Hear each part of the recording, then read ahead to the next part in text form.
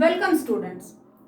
Today we are going to study about the animal tissue. But before we start to study about animal tissue, let's recall differences between the plant tissue and animal tissue. We have already studied about the plant tissue and we also have a brief idea about the animal tissue. So just let's recall the differences between plant and animal tissue. Plant tissue, the dead supportive tissues are more abundant. In plant tissues, the dead tissues, supportive tissues are more in amount. Whereas in animals, living tissues are more abundantly present. So it is a basic difference between plant tissue and animal tissue. In plants, number of dead tissues which are supportive in functions are more. Whereas in animals, living tissues are more in number which have various types of functions. In plants, tissue organization is stationary or fixed. This is due to the fixed habitat or fixed habits of plants. So, plants have fixed habitats as these cannot move. So, because of their fixed habits, they have fixed habitats, and that's why tissue organization is stationary. In animals, tissue organization is active because animals have a characteristic of locomotion. So they can move from one place to another, and that's why they have higher energy needs, higher energy requirements, and due to this they have more number of tissues which are active. The next difference between the plant tissue and animal tissue is plant need since less maintenance energy, and that's why they are stationary because they are capable of making their own food. So that's why they need less maintenance energy. Animals need more maintenance energy because they have to move in search of food. Now, this phenomenon brings difference in their tissue structure also. So, in plants, since they are capable of making their food themselves and they need less amount of energy, so the basic function of tissue is to help in food production. Whereas animals have various other activities. They have to move from one place to another and they have to face different changes in atmosphere, in temperature, everything. So they have different types of tissue to fulfill different needs. Another difference between plants and animals on the basis of tissue, that in plant tissue there is differentiation of meristematic and permanent tissue. As we have studied, in plants some tissues are specially designed, or you can say responsible for growth. No all tissue are involved in growth purpose. Some are special functions of growth, whereas others perform different other functions. They are not involved or responsible for growth. In animals, such differentiation is absent. All the cells, all the tissue grow. So, it is a basic difference between plant tissue and animal tissue. In plant tissue, growth tissue, which are known as meristematic tissue, are different from permanent tissue. Whereas in animals, all the tissues grow. In plants, organization is very simple, and in animals, organization is complex because the development of a specialized organ and organ system. Since animals have various organs and organ systems, so they have a specialized tissue for each other organ and organ system. In animals, the different functions, different activities are going on inside the body with the help of a specific system, and that's why specific tissues are there. Whereas in plants, various systems are not present. A very few systems are present, and that's why the organization is simple in plants. Like plants lack digestive system, circulatory system. They do not have a well designed excretory system even. So they have almost simple type of cells all around in their body. Whereas in animals, nervous system has different types of cells, excretory system has different types of cells, and so on. The next difference in plant tissue and animal tissue, that growth is limited to certain regions because of presence of those meristematic tissue in the limited areas only.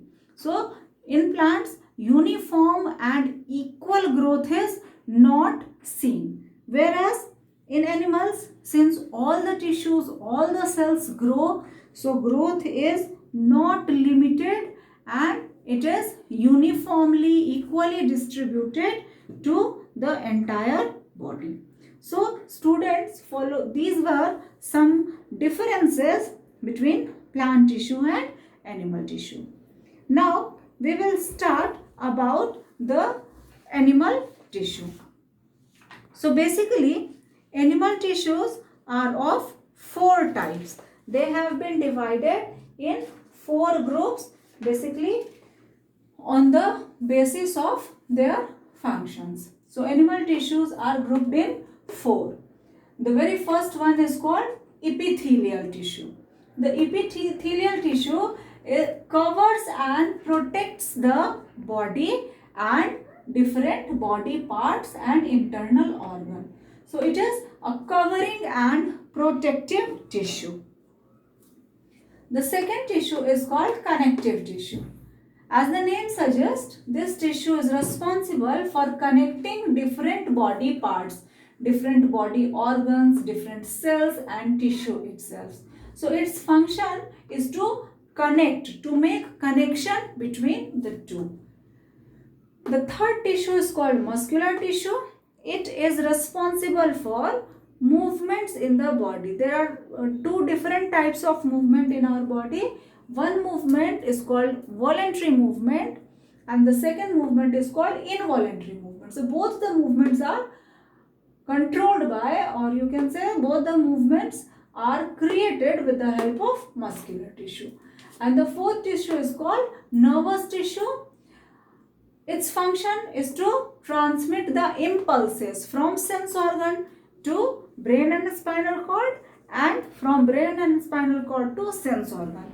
So these are 4 different types of animal tissue: epithelial or covering tissue, connective tissue which connects different parts, muscular tissue which helps in movement, and nervous tissue which helps in transmit of impulses. So let's study in detail about the first animal tissue, that is the epithelial tissue. Epithelial tissue are the covering tissue of the body. It covers the entire surface of the body as well as it covers the organs of the body. Different body parts, different organs of the body are covered by the epithelial tissue. It covers body surface externally as well as internally. It also lines the body cavity and internal organs. So the wall of the body externally and internally as well as the walls of organs externally and internally are made up of epithelial tissue. Being the covering tissue of the body, it protects the organs also. It protects the organ from external injuries, infections, etc. So it separates the organ from external surrounding and hence protects the organs. The epithelial tissue is present on a separating layer called basement membrane. It is separated from the connective tissue layer with the help of a layer called basement membrane. The cells are tightly packed without any intercellular space. So intercellular spaces are absent and cells are tightly packed as its function is to cover and protect. So there is no need for intercellular space. So cells are very tightly packed. Epithelial tissue lacks nerves and blood vessels. So blood vessels and nerves are not present in the epithelial tissue. Now these are different types of epithelial tissue. Epithelial tissues are of various types. Basically they are divided into 5 types. The very first type is called a squamous epithelial. It is also called pavement epithelial. The cells are thin and flat, which are closely packed. You can see in diagram the cells are very thin and closely packed. It is present at the places where basically the covering and protection action is required, and also at the places where exchange of substances is needed. Being thin, it allows exchange of materials very easily. So it is present at the places where only covering work is required or exchange of material is required. It is present in mouth, esophagus, alveoli, blood vessels, etc. It protects the organs from mechanical injury and blocks the entry of germs. Sometimes the squamous epithelial are arranged in many layers. So that type of a squamous is called stratified squamous. Cells are thin but they are arranged in many layers. So there is a many layer of thin cells, that is called stratified squamous, and it is found in skin. The second type of epithelial is called cuboidal epithelial. As the name suggests, cells are cube shaped. You can see the cells are comparatively thick as that of squamous. So these are thick cube shaped.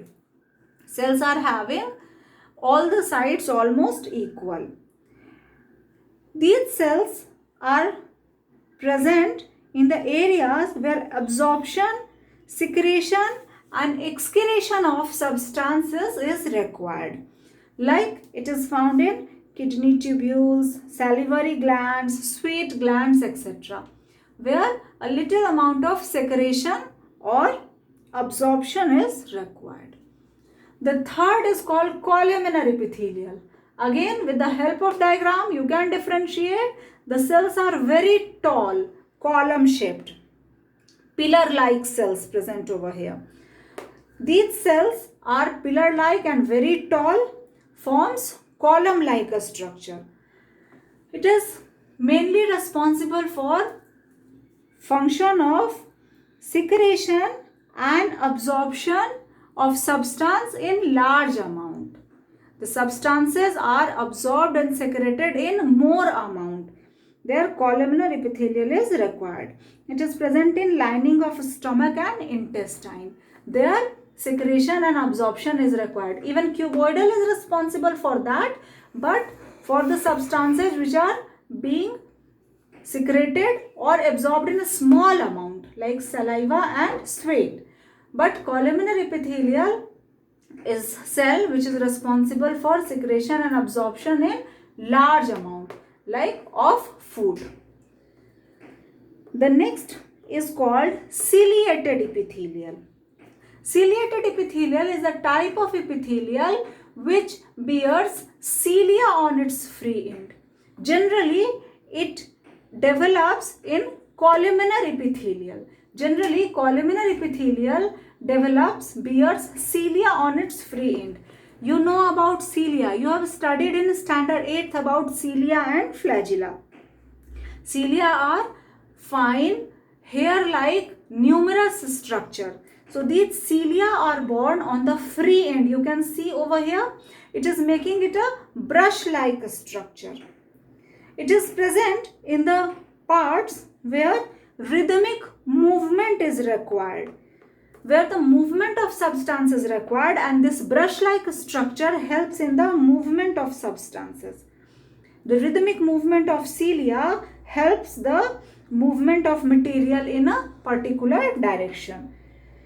It is found in lining of trachea, in kidney tubules, in fallopian tubes in females.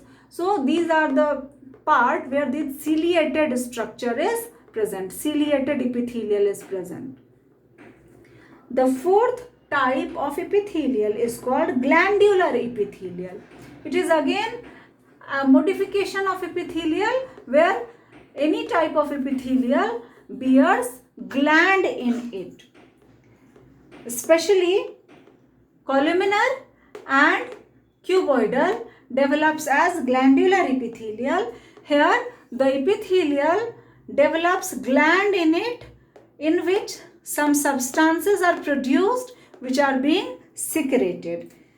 So its basic function is secretion of substances. It is present in sweat glands, in tear glands, etc. So these are 5 types of epithelial. Squamous epithelial, very thin, compactly arranged cells, also known as pavement epithelial. Cuboidal epithelial, cube-shaped cells. Columnar epithelial, very tall pillar-like cells. Ciliated epithelial, columnar with cilia on its free end. And glandular epithelial, epithelial with glands inside it. So these are 5 different types of epithelial tissue with its function. Students, now this is your assignment time. I have given you some questions. Total 5 questions are there. These questions are based on today's video session. You will get all the answers in the video itself. So watch the video carefully and write down the answers of these questions. The very first question is differentiate between plant tissue and animal tissue. In this question, you have to write down the differences between plant tissue and animal tissue. I have discussed about that. Various differences are there on the basis of movement or being stationary, on the basis of growth areas, whether the growth is uniform, equal or uneven, on the basis of meristematic permanent tissue, whether all the tissues can grow or not, whether the tissues are fixed or active. So these are some differences on which you have to categorize plant tissue and animal tissue. In the second question, you have to name different types of animal tissue and mention at least one function of each. So there are 4 types of animal tissue. You have to write down their name and in 1 line or in 2 lines just you have to explain, you have to state the function of each of the animal tissue. So you will write down what is the function of epithelial tissue, what is the function of connective tissue, what is the function of muscular tissue, what is the function of nervous tissue in only 1 line. In third question, you have to write down the functions of epithelial tissue. So here in point, you will write down various functions of epithelial tissue like covering, like protecting, then separating it from one part to another and providing support. Sometimes it is responsible for exchange of substances, somewhere it is responsible for excretion, absorption, etc. So you will write down the functions of epithelial tissue. In the fourth question, you have to write down what is a squamous epithelial. So here you will write down how the cells of squamous epithelial looks, what is the structure of them, where these are found and what are its function. So you have to tell about all those things about squamous epithelial tissue. Again you will mention where it is found in the body. You will have to name the body parts or organs where you will find squamous epithelium. In the last question, you have to write down about the functions of ciliated epithelium. So first you will tell what is the speciality of ciliated epithelium, how it is special, what is the function of ciliated epithelium, and how that structure helps in the function of ciliated epithelium. Then you will write down about the places where this ciliated epithelium is found. So in this way you have to write down all the answers.